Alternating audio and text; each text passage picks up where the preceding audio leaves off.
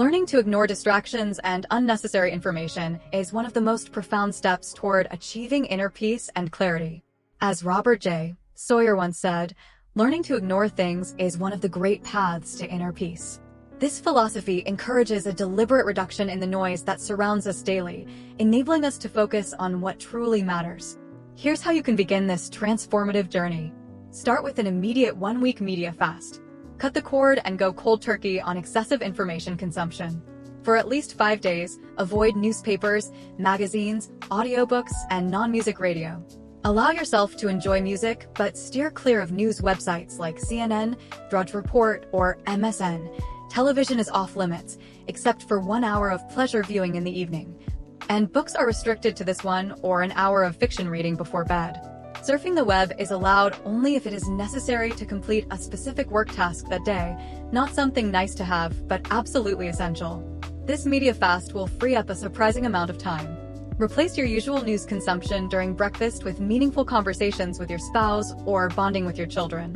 During work hours, focus on completing your top priorities, and if you finish early, dive into exercises that enhance your productivity.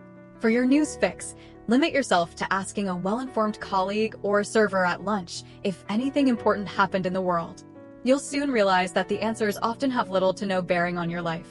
To make this easier, download tools like the Firefox browser and use extensions such as LeechBlock to block distracting sites for set periods. This tool allows you to block sites during work hours or for a specific amount of time each hour, ensuring that you stay on track. You can even set a password for access to options, adding an extra layer of discipline to moments of weakness. Another key habit is to ask yourself, will I definitely use this information for something immediate and important? If the answer is no to either part of the question, don't consume it.